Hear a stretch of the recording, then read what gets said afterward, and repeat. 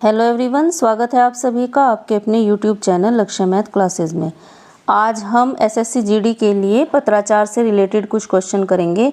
सभी question important है, नया टॉपिक ऐड हुआ है ये एग्ज़ाम में, तो आपका एग्ज़ाम की दृष्टि से ये वीडियो बहुत इंपॉर्टेंट हो जाती है। एक बार इसको आप ज़रूर देख लेना, ठीक है। चलिए, हमारा आज का पहला प्रश्न है, कार्यालय ज्ञापन का अंग्रेजी रूप क्या है। आपके ऑप्शन है नोटिस, ऑफिस मेमोरेंडम, सर्कुलर या रिपोर्ट। तो इसका सही आंसर है option number B, office memorandum, ठीक है। हमारा अगला प्रश्न है, पत्राचार का मुख्य उद्देश्य क्या है। शुरुआत में, विषय में, अंत में या बीच में। तो इसका सही आंसर है ऑप्शन नंबर बी, विषय में। हमारा अगला प्रश्न है, परिपत्र को अंग्रेजी में क्या कहते हैं। सर्कुलर, लेटर, मेमो या रिपोर्ट। तो इसका सही आंसर है ऑप्शन नंबर एक, सर्कुलर। हमारा अगला प्रश्न है, सरकारी पत्र में सबसे ऊपर क्या लिखा जाता है। विषय, दिनांक, प्रेषक या पता। तो इसका सही आंसर है ऑप्शन नंबर सी, प्रेषक। सबसे ऊपर क्या लिखा जाता है, प्रेषक, यानी भेजने वाला। ज्ञापन किस प्रकार का पत्र है। व्यक्तिगत, कार्यालय, व्यावसायिक या सामाजिक। तो इसका सही आंसर है ऑप्शन नंबर बी, कार्यालय, ठीक है। चलिए, पत्र का संक्षिप्त विषय किस भाग में लिखा जाता है। आपके ऑप्शन है संबोधन, विषय, हस्ताक्षर या अनुच्छेद। तो इसका सही आंसर है ऑप्शन नंबर बी, विषय, ठीक है। चलिए, हमारा अगला प्रश्न है, पत्र का संक्षिप्त विषय किस भाग में लिखा जाता है। अच्छा, ये हो गया।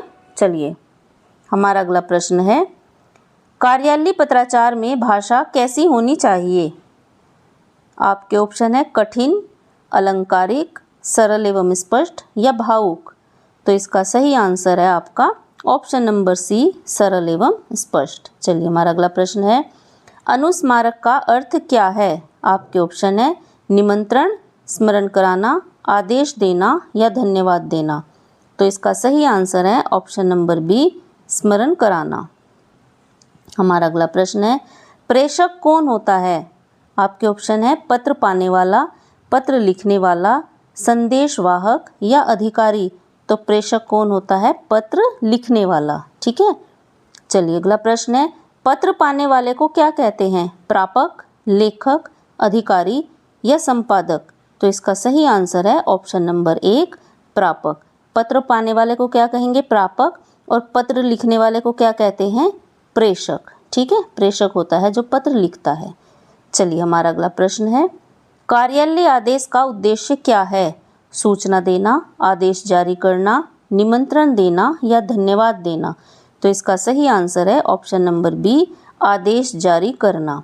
हमारा अगला प्रश्न है, अधिसूचना किससे संबंधित होती है। निजी सूचना से, सरकारी घोषणा, कहानी या शिकायत। तो सही आंसर है इसका ऑप्शन नंबर बी, सरकारी घोषणा। हमारा नेक्स्ट प्रश्न है, पृष्ठांकन का अर्थ क्या है। आपके ऑप्शन है हस्ताक्षर, टिप्पणी लिखना, आगे भेजना या पत्र बंद करना। तो इसका सही आंसर है आपका ऑप्शन नंबर सी, आगे भेजना। पृष्ठांकन करना मतलब आगे भेजना, ठीक है। चलिए, हमारा अगला प्रश्न है, कार्यालय पत्र में महोदया क्या है। विषय, संबोधन, हस्ताक्षर या अनुच्छेद। कार्यालय पत्र में महोदया क्या है। तो इसका सही आंसर है ऑप्शन नंबर बी, संबोधन, ठीक है। चलिए, हमारा अगला प्रश्न है, संलग्नक का अर्थ क्या है। मुख्य पत्र, साथ में लगाए गए दस्तावेज, आदेश या टिप्पणी। तो इसका सही आंसर है ऑप्शन नंबर बी, साथ में लगाए गए दस्तावेज। हमारा अगला प्रश्न है, शीघ्र शब्द का प्रयोग किस लिए किया जाता है। धन्यवाद हेतु, तत्कालीनता हेतु, शिकायत हेतु या अवकाश हेतु। तो इसका सही आंसर है ऑप्शन नंबर बी, तत्कालीनता हेतु, ठीक है। शीघ्र करना मतलब तत्काल करना। चलिए, हमारा अगला प्रश्न है, प्रतिलिपि का अर्थ क्या है। आपके ऑप्शन है मूल पत्र, फोटो, कॉपी भेजना या आदेश। तो इसका सही आंसर है ऑप्शन नंबर सी, कॉपी भेजना। प्रतिलिपि कहते हैं कॉपी को, ठीक है। चलिए, हमारा अगला प्रश्न है, कार्यालय पत्र का अंत सामान्यतः कैसे होता है? आपका मित्र, धन्यवाद, भवदीय या शुभकामनाएं। तो इसका सही आंसर है आपका ऑप्शन नंबर सी, भवदीय। ठीक है, चलिए कार्यालय पत्र ऑफिशियल होता है, औपचारिक होता है, इसलिए इसमें आपका मित्र या धन्यवाद या शुभकामनाएं इस तरह के शब्दों का प्रयोग नहीं होता है। ठीक है, चलिए हमारा अगला प्रश्न है, अनुक्रमांक क्या दर्शाता है? हस्ताक्षर, पत्र संख्या, पता या विषय? अनुक्रमांक, तो इसका सही आंसर है आपका पत्र संख्या। अनुक्रमांक होगा आपका नंबर से रिलेटेड। चलिए हमारा अगला प्रश्न है, कार्यालय टिप्पणी कहाँ लिखी जाती है? आपके ऑप्शन है लिफाफे पर, फाइल पर, आवेदन पत्र पर या रजिस्टर पर। तो इसका सही आंसर है आपका ऑप्शन नंबर बी, फाइल पर। ठीक है, चलिए हमारा अगला प्रश्न है, नस्ती का संबंध किससे है? खेल से, फाइल से, आदेश से या सूचना से? तो इसका सही आंसर है आपका ऑप्शन नंबर बी, फाइल से। चलिए हमारा अगला प्रश्न है, अवकाश आवेदन किस प्रकार का पत्र है? आपके ऑप्शन है निजी, कार्यालय, सामाजिक या व्यावसायिक। तो अवकाश आवेदन जो है वो है आपका कार्यालय पत्र। ठीक है, चलिए अगला प्रश्न है, प्रारूपण का क्या अर्थ है?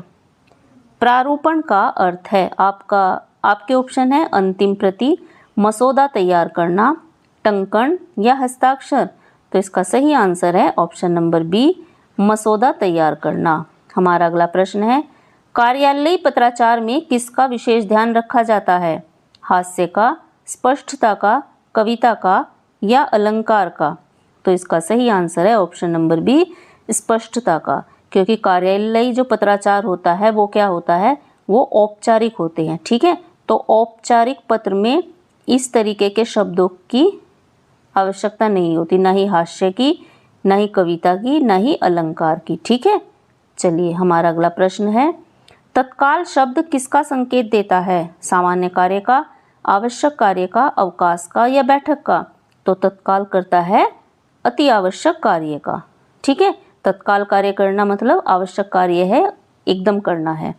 हमारा अगला प्रश्न है, कार्यालय पत्र में दिनांक कहाँ लिखी जाती है? बीच में, ऊपर, नीचे या अंत में? तो दिनांक सबसे ऊपर लिखा जाता है। ठीक है, किस डेट को पत्र लिखा जा रहा है वो सबसे ऊपर होगा। हमारा अगला प्रश्न है, डेमी ऑफिशियल पत्र किसे कहते हैं? निजी पत्र को, अर्ध सरकारी पत्र को, व्यावसायिक पत्र को या सामाजिक पत्र को? तो डेमी ऑफिशियल कहेंगे अर्ध सरकारी पत्र को। ठीक है, चलिए अगला प्रश्न है, कार्यालय ज्ञापन से संबोधन होता है।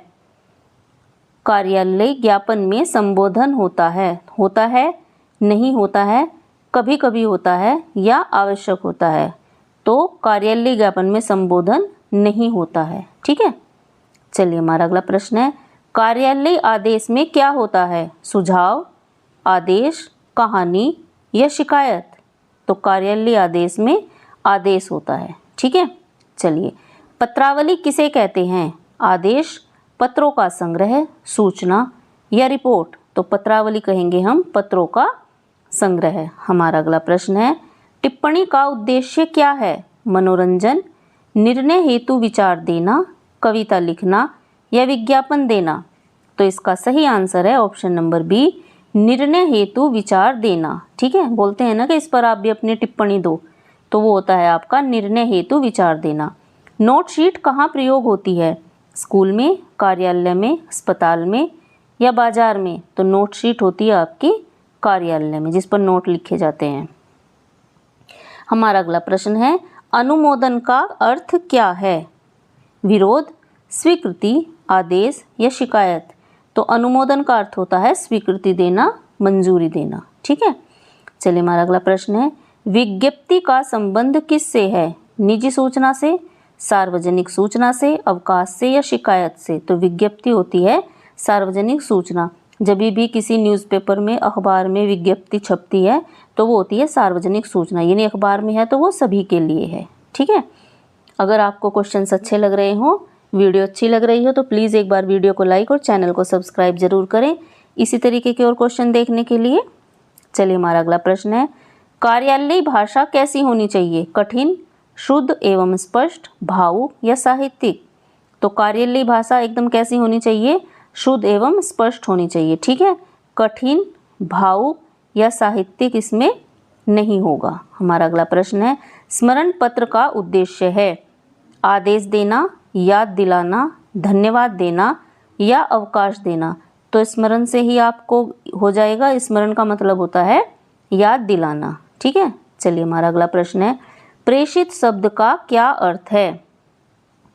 प्राप्त, भेजा गया, लिखा गया या रोका गया? तो प्रेषित शब्द का अर्थ होता है भेजा गया। ठीक है, चलिए हमारा अगला प्रश्न है, कार्यालयी पत्र में हस्ताक्षर कहाँ किए जाते हैं?